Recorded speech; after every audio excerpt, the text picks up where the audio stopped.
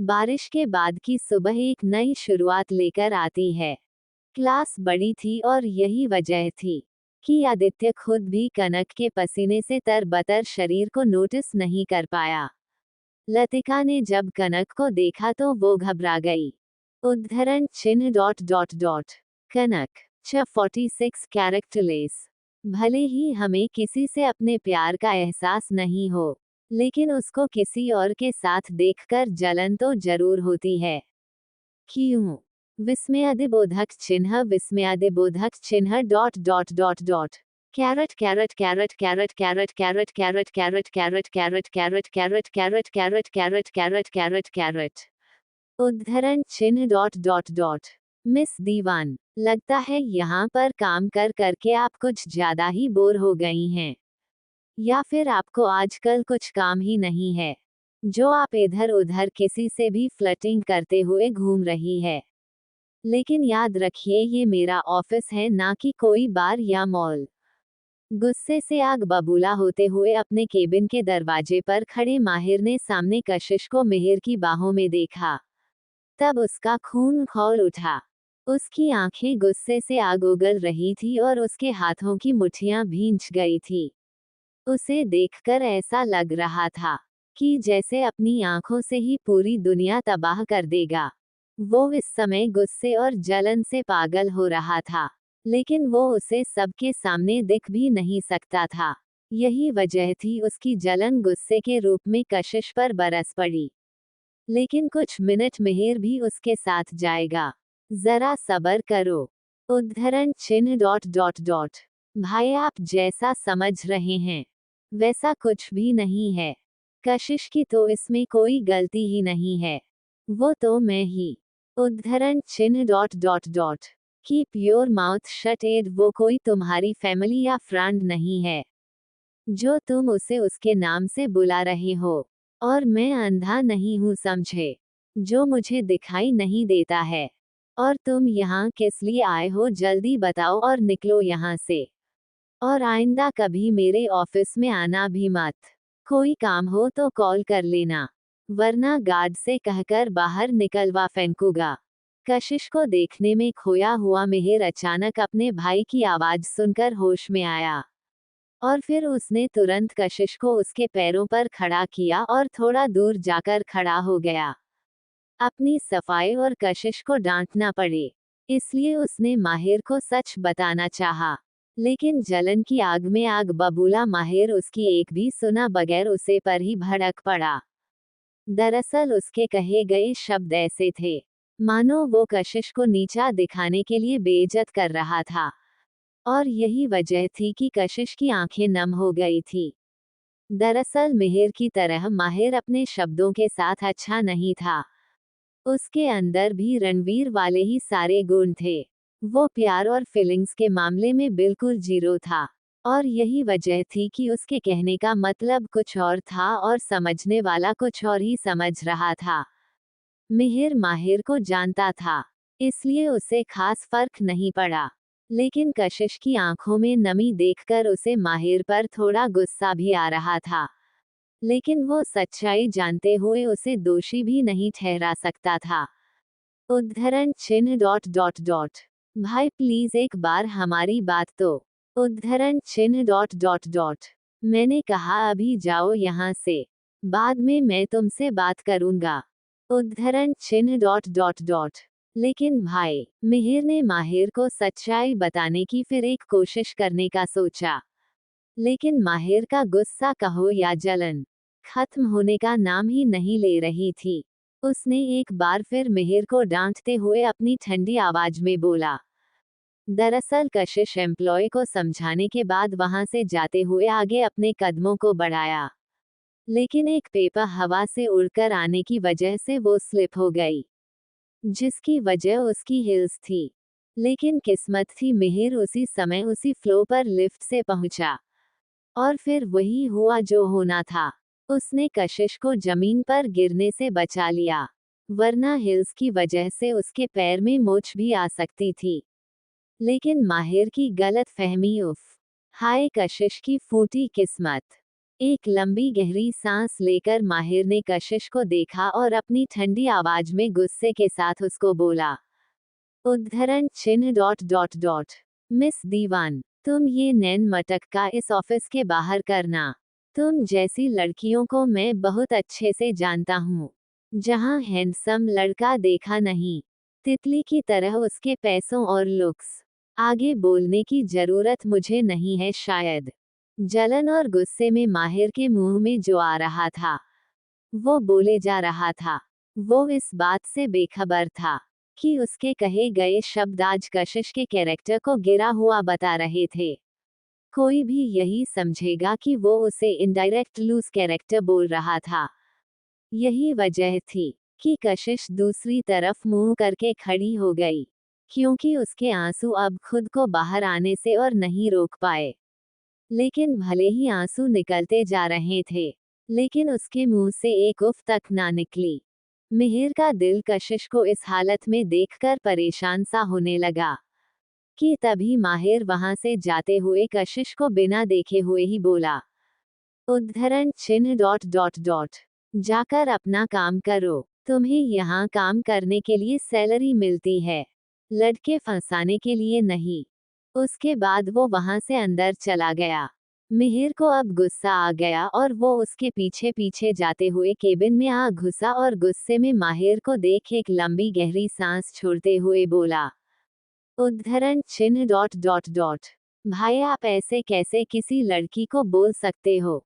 आपको पता भी है कि आपकी बातों से कशिश कितनी ज्यादा हट हो गई है।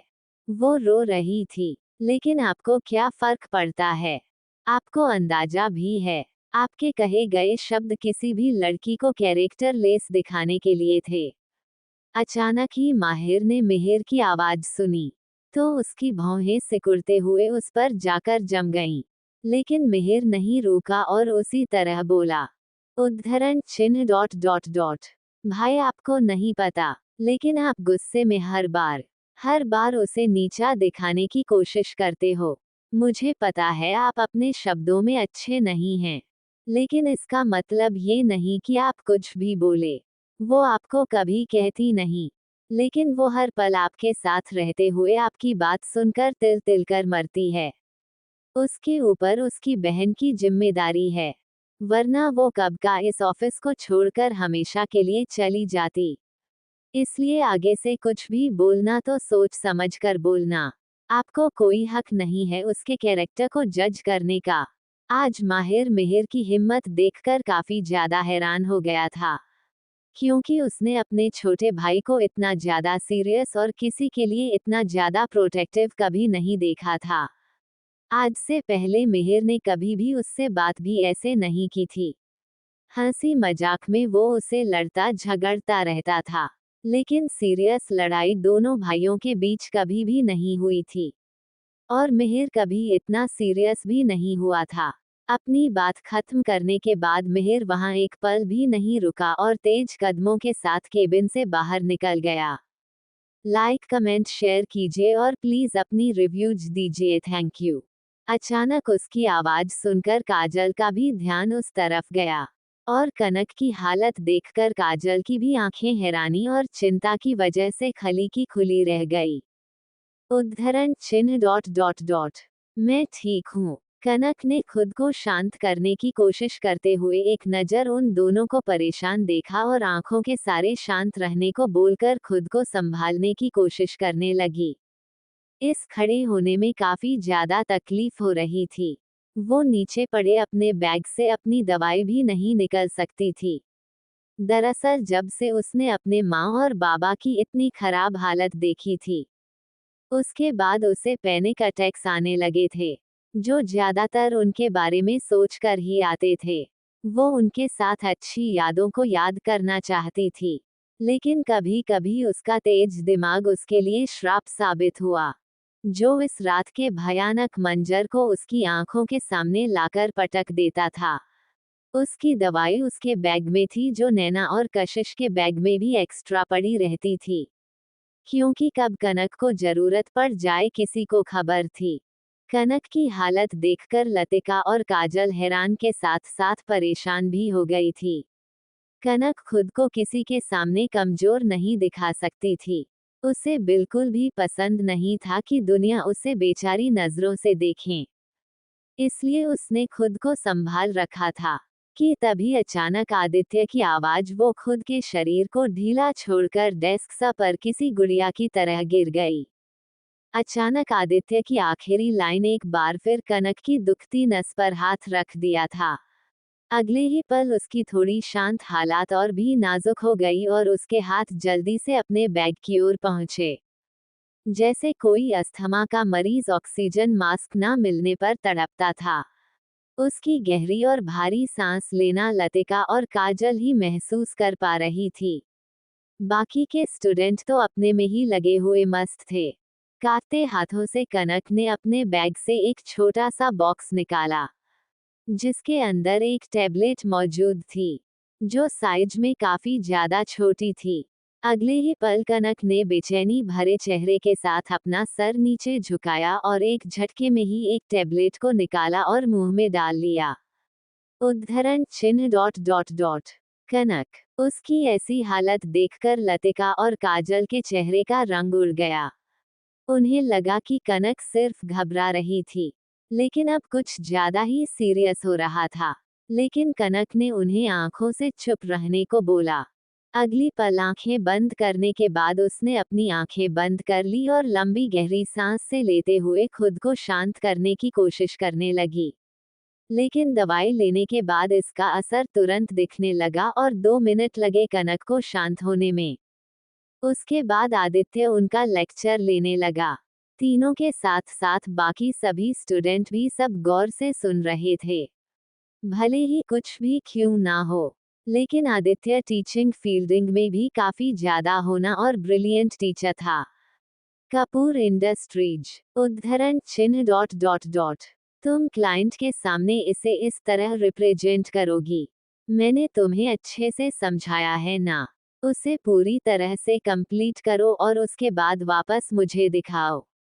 सीरियस चेहरे के साथ कशिश एक एम्प्लॉय को समझाते हुए बोली, जो कपूर इंडस्ट्रीज की टॉप सुपरवाइजर्स में से एक थी।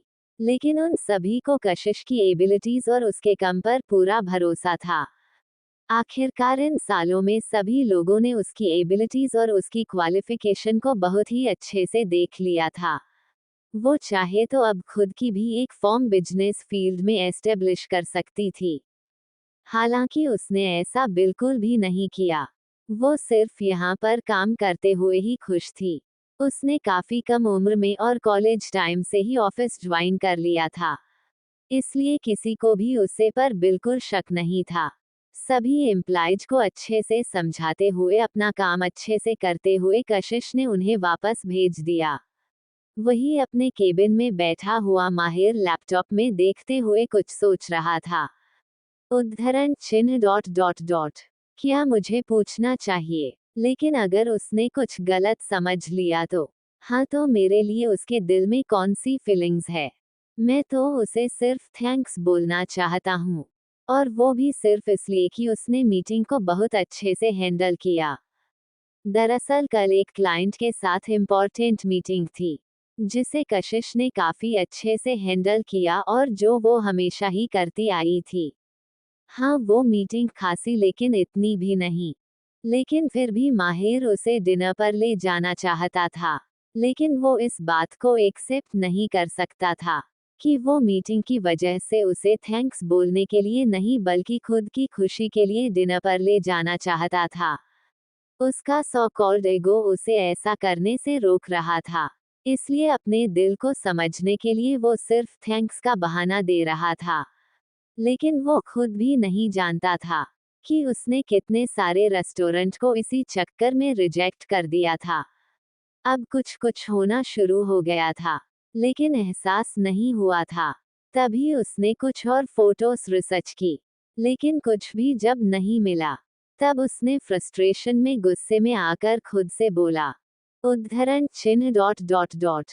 इतना मुश्किल क्यों हो रहा है सर? सब चीज तो वही हैंडल करती है, लेकिन अब उसे ही डिनर पर ले जाना है, तो थोड़ी ना उसे ही करने को बोलूंगा। क्या करूं? इतना कहते हुए उसकी नज़र बाहर मौजूद कशिश पर गई। लेकिन एम्प्लॉइज वहां से चले गए थे। वो अपनी उसे फॉर्मल ड्रेस में काफी ज्यादा ब्यूटीफुल और अट्रैक्टिव लग रही थी। वो दिखने में काफी ज्यादा खूबसूरत थी।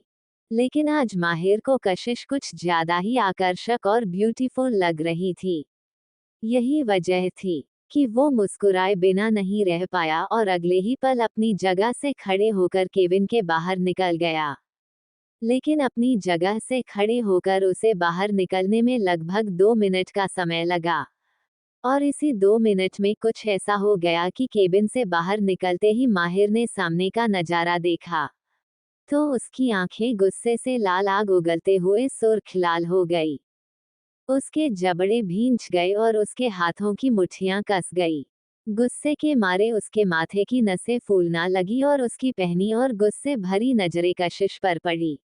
आज 2 चैप्टर दे रहा हूँ। आज टाइम मिल गया तो प्लीज अपने रिव्यूज दीजिए और स्टोरी को सपोर्ट कीजिए। और टाइम मिलेगा तो मैं रोज 2 चैप्टर अपलोड करने की कोशिश करूंगा।